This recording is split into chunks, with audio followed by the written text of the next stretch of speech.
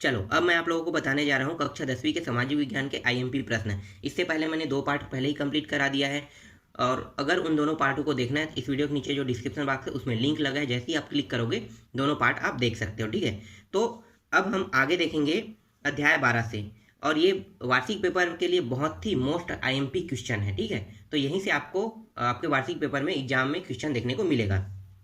तो यहाँ पे जैसे जैसे जिस अध्याय से आएगा उसी हिसाब से मैं आपको क्वेश्चन बताऊंगा। तो यहाँ पे देखो अध्याय 12 में लिखा है मानव संसाधन। मानव संसाधन में 3 से 4 अंक के क्वेश्चन आएंगे, 3 नंबर के क्वेश्चन भी आएंगे, 4 अंक के भी क्वेश्चन आएंगे। ये अध्याय आपको गाइड में अलग जगह मिलेगा, लेकिन आपको अगर प्रश्न ढूंढना है तो इसी नाम में ढूंढना। ठीक है, जो अजय अनुशीलन है, विजय अनुशीलन है, अगर उसमें ढूंढते हो तो इस नाम में आपको ढूंढना है, तब आपको प्रश्न मिलेगा। चलो देखते हैं कौन कौन से प्रश्न इसमें इंपॉर्टेंट है। तो 3 नंबर के प्रश्न पहले देख लेते हैं। ठीक है, मतलब जो प्रश्न आईएमपी है वो सारे देखते हैं। यहाँ पे देखो दूसरा है, फिलहाल 2017 में आया था, 2 नंबर के हिसाब से प्रश्न है, ये नहीं के बता रहा, फिर भी सन में आया इसलिए मैं इसे उठाया हूँ। ठीक है, देखो जीवन प्रत्याशा किसे कहते हैं, फिर इसी तरह से देखो जनगणना में कौन कौन से आंकड़े प्राप्त होते हैं, ये प्रश्न आईएमपी है। फिर यहाँ पे देखो 5वां प्रश्न देखो, वर्तमान में भारत की जीवन प्रत्याशा कितने वर्ष है।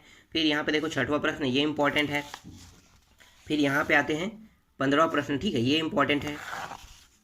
इसके बाद डायरेक्ट लघुत्तरीय प्रश्न में आते हैं। देखो लघुत्तरीय प्रश्न कहाँ पे, यहाँ पे। ठीक है, जनगणना के आंकड़े हमारे लिए कैसे उपयोगी है, ये इंपॉर्टेंट है, इसको आपको याद करना है। फिर यहाँ पे देखो ये भी इंपॉर्टेंट क्वेश्चन है। ठीक है, ये भी 2019 के सेट में आया था।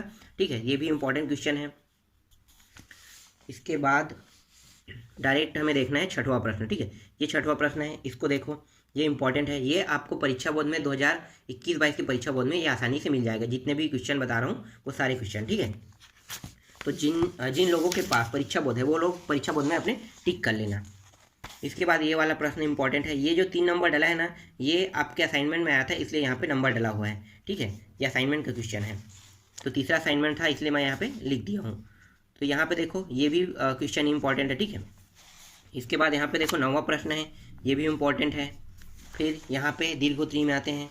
दीर्घोत्तरी प्रश्न में देखो ये इंपॉर्टेंट है, नाम है पहला। ठीक है, यहाँ पे दूसरा भी ये भी है, ये तीसरा है, ये सभी पहले ही प्रश्न दीर्घोत्तरी के ही ये प्रश्न का अंग है। ठीक है, तो इन सभी को देखना है, आपको याद कर लेना है। इसके बाद देखो 5वां प्रश्न, ये भी इंपॉर्टेंट है, ये भी प्रश्न अभी आपके जो असाइनमेंट है उसमें आया था। ठीक है, तो ये भी प्रश्न देखना है आपको, ये भी इंपॉर्टेंट है। इसके बाद हम आते हैं डायरेक्ट तीसरा प्रश्न में आते हैं। ठीक है, दूसरा के बाद तीसरा, ये भी इंपॉर्टेंट प्रश्न है। फिर यहाँ पे देखो 4था प्रश्न है, ये भी इंपॉर्टेंट है। बस इसमें इतना ही प्रश्न है। ठीक है, तो ये सभी के सभी मोस्ट आईएमपी प्रश्न है, आपको ये सभी प्रश्न याद करने हैं। इसके बाद 13वां में देखो, 13वां में भी 3 नंबर और 4 नंबर के प्रश्न आएंगे। तो जो जो इंपॉर्टेंट है वही सारे प्रश्नों को मैं बता रहा हूँ। नाम क्या देखना है आपको, स्वतंत्र भारत में लोकतंत्र और राजनीतिक संस्थाओं की कार्यप्रणाली, इस अध्याय में आपको प्रश्नों को ढूंढना है।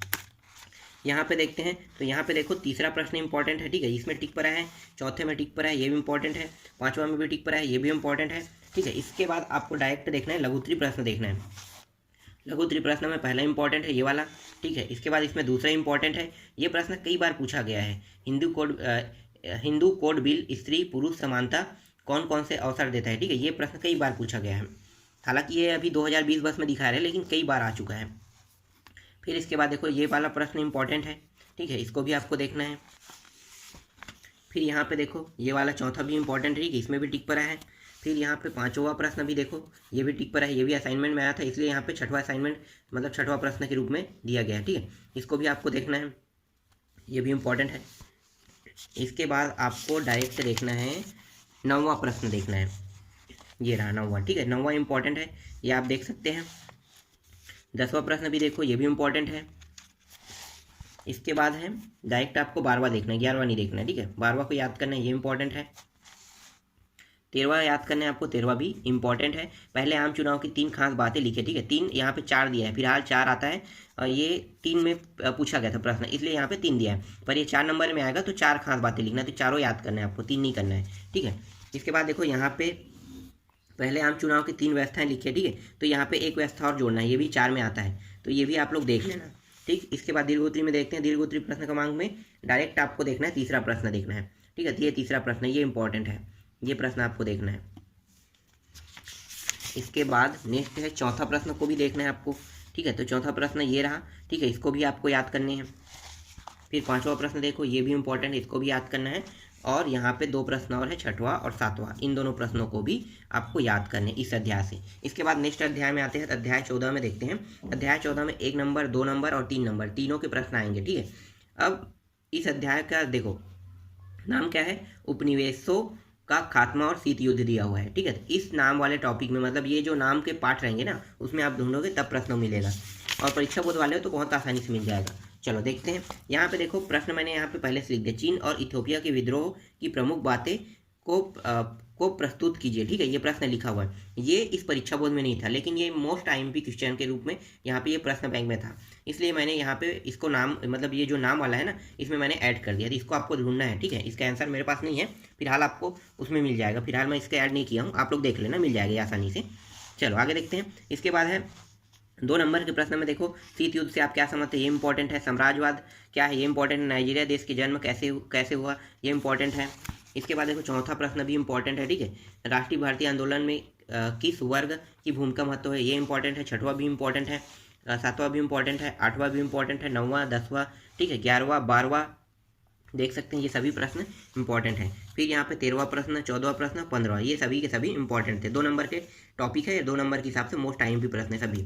इसके बाद यहाँ पे देखो लघु उत्तरीय प्रश्न देखते हैं, तो ये वाला प्रश्न जो है ना, ये इंपॉर्टेंट है, 3 नंबर के क्वेश्चन में आया भी था, ठीक है। तो ये प्रश्न आपको देखना है। फिर इसके बाद देखो दूसरा भी है, ये भी इंपॉर्टेंट है, शीत युद्ध में परमाणु शस्त्रों का क्या भूमिका थी, ये इंपॉर्टेंट है। इसके बाद देखो यहाँ पे ये वाला प्रश्न भी इंपॉर्टेंट क्वेश्चन है, ठीक है, इसको भी आपको याद करने हैं, ठीक, तीसरा को। इसके बाद देखते हैं डायरेक्ट चौथा प्रश्न, देखो यहाँ पे चौथा भी इंपॉर्टेंट है, ठीक है।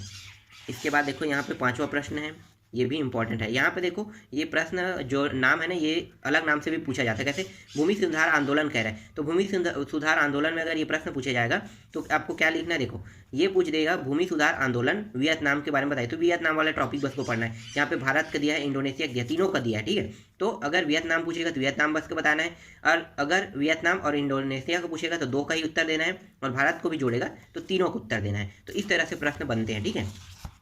इसके बाद 6वां देखो, 6वां प्रश्न भी इंपॉर्टेंट है, ठीक है, परमाणु बम होने वाले भयानक नुकसान के बारे में लिखे, ठीक है, तो ये इंपॉर्टेंट है। 7वां देखो, ये भी प्रश्न इंपॉर्टेंट, इसको भी आपको याद करने हैं। इसके बाद नेक्स्ट देखते हैं डायरेक्ट 11वां देखेंगे, ठीक है। 11वां प्रश्न देखो, ये वाला प्रश्न इंपॉर्टेंट है, इसको आपको याद करने हैं। इसके बाद और कौन सा है, 12वां प्रश्न देखो यहाँ पे, ठीक है, 12वां प्रश्न ये भी इंपॉर्टेंट क्वेश्चन है। इसके बाद इसमें और कुछ है क्या, नहीं। दीर्घ उत्तरी में आते हैं, दीर्घ उत्तरी में आपको डायरेक्ट देखना है, तीसरा प्रश्न देखना है, ठीक है। ये प्रश्न ये इंपॉर्टेंट है, तीसरा प्रश्न इंपॉर्टेंट है।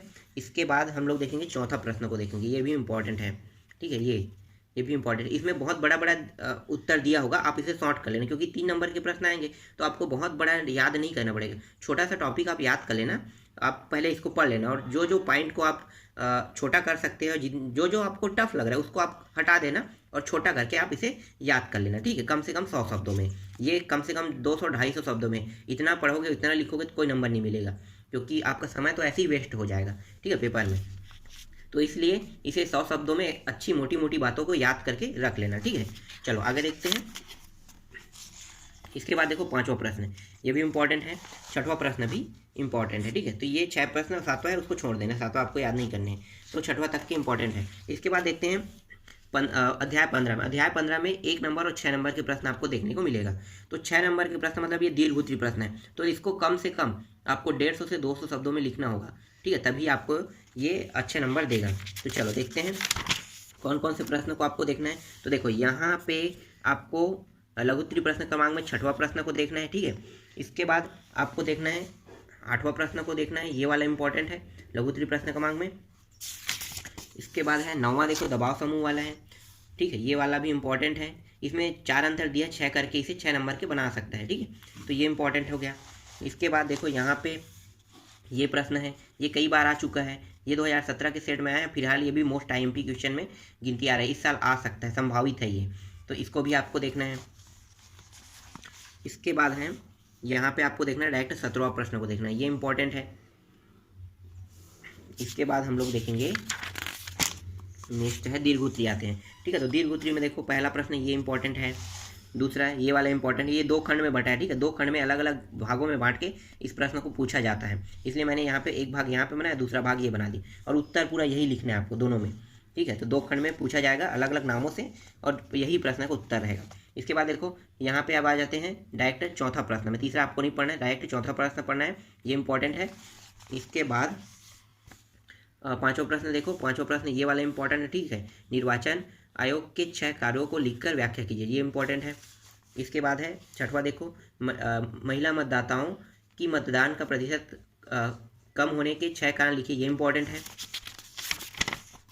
फिर यहाँ पे देखो एक और प्रश्न है, यहाँ पे ये प्रश्न का उत्तर नहीं था, ठीक है, इसलिए यहाँ पे मैंने प्रश्न को लिख दिया है। सार्वभौमिक वयस्क मताधिकार न हो तो क्या होगा, ठीक है। इसका आंसर यहीं पे अंदर में मिल जाएगा, कोई प्रश्न के अंदर लगा होगा, लेकिन मैं ज़्यादा ढूंढा नहीं हूँ, सिर्फ प्रश्नों को डायरेक्ट ढूंढ रहा था, जो प्रश्न मिला उसका उत्तर यहाँ पे लगा हुआ है, ठीक है। चलो आगे देखते हैं। इसके बाद देखो यहाँ पे 7वां प्रश्न को देखना है, ये भी इंपॉर्टेंट है। इसके बाद 8वां प्रश्न देखना है, ये भी इंपॉर्टेंट है, ठीक है। तो इतने प्रश्न इस अध्याय में इंपॉर्टेंट है। अब आते हैं अंतिम अध्याय में। इस अध्याय से आपको 1 नंबर, 3 नंबर और 5 नंबर के प्रश्न देखने को मिलेगा। तो चलो देखते हैं तो कौन कौन से प्रश्न आईएमपी है। तो यहाँ पे देखो लघुत्तरी में आपको देखना है, अति लघुत्तरी में कोई भी प्रश्न आईएमपी नहीं है, यहाँ पे सिर्फ लघुत्तरी में देखना है। तो लघुत्तरी में देखो यहाँ पे ये प्रश्न आईएमपी है। इसके बाद देखो दूसरा प्रश्न यहाँ पे है, ये वाला भी प्रश्न आईएमपी है। फिर तीसरा देखो ये भी आईएमपी प्रश्न है। चौथा प्रश्न देखो सूचना का अधिकार सार्वभौमिक लाभ, ठीक है, ये भी इंपॉर्टेंट है। इसके बाद यहाँ पे जन सुनवाई वाले को छोड़ दो, ठीक है। जनता का अनुभव, ये 2 बार दे दिया है प्रश्न, ये वाला अंतिम में भी है, तो यहाँ भी पढ़ सकते हो या फिर अंतिम में भी पढ़ सकते हो, मैं लास्ट में आपको दिखाऊंगा, ठीक है। इसके बाद ये वाला प्रश्न भी इंपॉर्टेंट है, छठवां। इसके बाद हम लोग डायरेक्ट देखेंगे 9वां प्रश्न देखेंगे, 9वां इंपॉर्टेंट है ये वाला, ठीक है। 10वां प्रश्न देखो ये भी इंपॉर्टेंट है। इसके बाद आपको देखना है ये 15वां प्रश्न को देखना है, ठीक है। 15वां प्रश्न इंपॉर्टेंट है, इसको भी टिक कर लेना। फिर 16वां प्रश्न देखो सूचना के अधिकार का उपयोग कैसे कर सकते हैं, ये इंपॉर्टेंट है। और यहाँ पे देखो ये 15, ठीक है, ये 15वां प्रश्न को जोड़ देगा और ये 16वां प्रश्न को जोड़ के एक प्रश्न बनता है, ठीक है। तो अक्सर ऐसे प्रश्न पूछे गए हैं, तो दोनों प्रश्न ऐड हो जाएगा एक साथ, और दोनों प्रश्न जुड़ने के बाद आपको 5 नंबर में ये प्रश्न देखने को मिल सकता है, ठीक है। आगे देखते हैं। इसके बाद 18वां प्रश्न को आपको देखना है, ये प्रश्न इंपॉर्टेंट है, ठीक है। 18वां के बाद हम आते हैं डायरेक्ट 19वां प्रश्न में आते हैं, ये इंपॉर्टेंट है, ठीक है। इसके बाद देखो 20वां भी इंपॉर्टेंट है, ये भी प्रश्न है, ठीक। इसके बाद देखो यहाँ पे दीर्घोत्तरी में आते हैं, दीर्घोत्तरी प्रश्न क्रमांक में ये प्रश्न इंपॉर्टेंट है। दूसरा देखो ये भी इंपॉर्टेंट है, ठीक है। इसके बाद देखो तीसरा प्रश्न भी इंपॉर्टेंट है, इसको भी आपको देखना है। फिर चौथा प्रश्न देखो ये भी इंपॉर्टेंट है, ठीक है। और क्या इंपॉर्टेंट है इसमें, चौथा प्रश्न तक हो गया है, ठीक। यहाँ पे आते हैं 5वां भी इंपॉर्टेंट है, और यहाँ पे देखो 6वां, यही जन सुनवाई से जनता को हुए अनुभव लिखे गए हैं। तो यही प्रश्न जो वहाँ पे था ना, यही प्रश्न है, लास्ट में भी है, 2 जगह उत्तर दे दिया है इसका, मतलब 2 बार इसका हल है यहाँ पे, ठीक है। तो ये इतने प्रश्न इस अध्याय में आईएमपी थे, और जितना प्रश्न आपके सामाजिक विज्ञान में आईएमपी है आने के संभावित है, वो सारे प्रश्नों को मैंने बता दिया। तो आप इन सभी प्रश्नों की तैयारी अच्छे से कर लेना।